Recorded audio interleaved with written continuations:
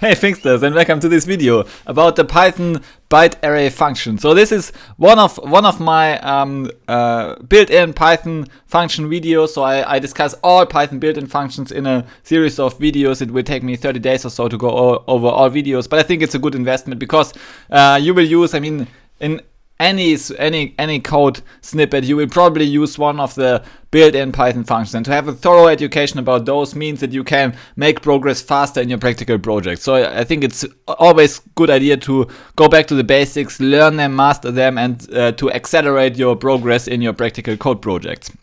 Of course, the big idea should always be to maximize your output, maximize the project. So if you don't have any projects, then stop learning now and just start with the project, and otherwise, just keep learning like 20% of your time, and 80% of your time push forward your practical code projects. Good. So let's dive into the function. The Python built-in byte array function. I call it built-in function, but it's a constructor. It's a constructor that creates a byte array object from byte array class, and it takes one iterable, such as a list of values between 0 and 256, and converts them to bytes, and returns a new array of bytes using the byte array class. So let's have an example. Here you can, for example, there are different ways of creating a byte array, and one of them is to just put in a number, an integer number, and then it will create the number. So if the number is 10, then it will create 10 bytes and store them in a byte array. So a byte array is just an array of bytes. And a byte, what is a byte? A byte is 8 bits. So you have a sequence of 8 bits. And a bit is like a 0 or a 1. Yeah. So we have an array of bytes, an array of sequences of bits. And these sequences are 8-bit longs. And here, if you just use a single integer, then this is just the length of the byte array. So you see the result is byte of type byte array, and it's represented here with a string of bytes. And this \x00 means this \x is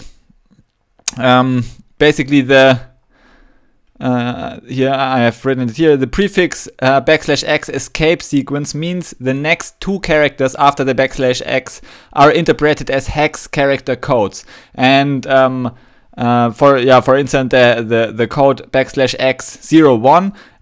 This 01 is a hexadecimal number, so you can convert it to a decimal number by using like 0 times 16.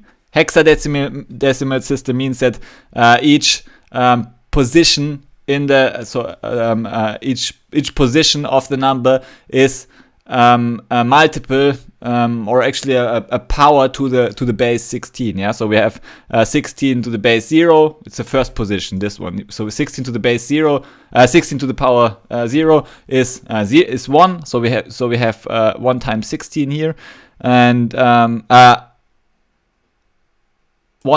we have 1 times 1, and 16 to the power of 1 is 16, so we have 0 times 16, and so on. Okay, so this is how you can convert a hexadecimal number to a decimal number, and then you can use the ASCII table. So here is an ASCII table. I've published another blog article. I give links in the description below about the ASCII table, and there you can see, okay, you have like a decimal number or an hexadecimal number, and you can convert it simply to each other. So we have like 4 different representations of the numbers, and all of them are basically this is the ASCII table. This is the ASCII code. The ASCII code simply assigns to each number, to each value, a symbol, and this symbol then is then used to represent so any character in the ASCII table. But ASCII is quite old. The newer version is UTF-8, which also combines like these special characters like emojis and so on, and also like advanced characters from all different alphabets and all major languages. So the newer encoding is UTF-8, but the older one is ASCII. It's still used, and this is often what you want to accomplish if you create a byte array of something. Okay, so long story short, let's go back to the creation. So we create a byte array of 10 bytes using this byte code to represent each byte. And we can, but there's also an alternative. You can also create a byte array out of an iterable of numbers. So for example, here we have one integer. This means just create like 10 values, initialize a byte array with 10 zero values. But you can also have a sequence of integers, and then just pass the integers here. And this will then convert each integer to a byte and store it in the byte array. Okay, and of course the restriction here is that the integers need to be numbers that are representable by one byte, right? But byte has eight positions. Yeah, so we have 6, 7, 8. So this one would be one byte. So we have 8 bits. And how many numbers can you represent with 8 bits? It's like, so this is one number you can represent. Then another one is switching one bit. Yeah, so we have for each bit, we can either set it to 1 or to 0. So this means that we have 2 to the power of 8 different, I mean this is invalid now, but we have 2 to the power of 8 different numbers, integer numbers, that we can represent with 1 byte. So 2 to the power of 8, if you calculate it, so we can do it here, 2 to the power of 8 is 265. So we have 256 different ways to encode an integer to a byte. So therefore we need, so if we create a byte array with a sequence of integers, for example, we cannot do the following. We cannot use like 999 or even 257. So this is not possible. Why? Because Python will then throw a value error and tells us that the byte must be in the range between 0 and 256 excluded. Okay, and yeah, so therefore all values you pass in your iterable here must fall within this interval, and yeah, to be able actually to convert an integer to a byte. So good. So this is a second way of creating a byte array. There's also a third way. It's called a string encode, and I have created an example here. I can simply show you the example. It's maybe faster. String encode. Where do I have it? Here. Okay. So let's just copy this example.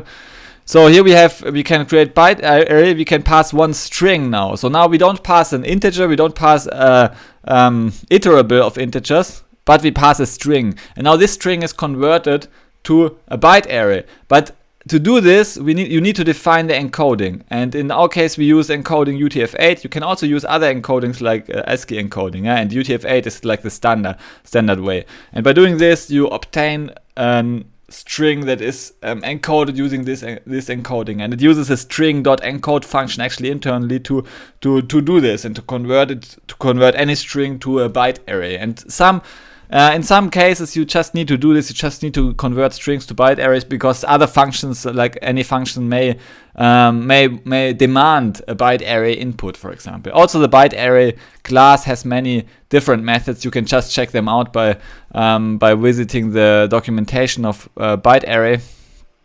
Here, the byte array class, and let's make it a bit smaller. Yeah, so you see the class byte array. It provides a number of methods like the hex method, like other operations. You can replace stuff. It's powerful. You can remove suffix, you can add suffixes and so on. So it's a powerful method. You can decode and encode a powerful class with a lot of methods. So therefore it makes sense to actually convert strings to byte arrays in some instances. Good. Okay, so that's it for this video. I hope you learned something out of it about this byte and low-level conversion. I think if you want to become a master coder, you need to understand like the nuances between converting and different ways of representing characters, representing strings, because in the end everything on your computer is either a 0 or a 1. So you need to like at least know conceptually how all the complicated stuff, all the website, all the textual and video information is represented out of this series of zeros and ones. Okay, thanks for listening to this video. If you want to improve your Python skills, definitely check out our books, like the Python One-Liners book, which is my newest book. Actually, no, my newest book is Coffee Break Pandas. You can also check it out. Just Google it. I also give a link in the description below. And yeah, subscribe to our email academy. We offer a lot of free content. You can just subscribe and enjoy the courses, email lessons we send you. It's a unique approach to learning Python, 100% free. So check it out. Link in the description below. Thanks for watching and see you in the next video. Bye.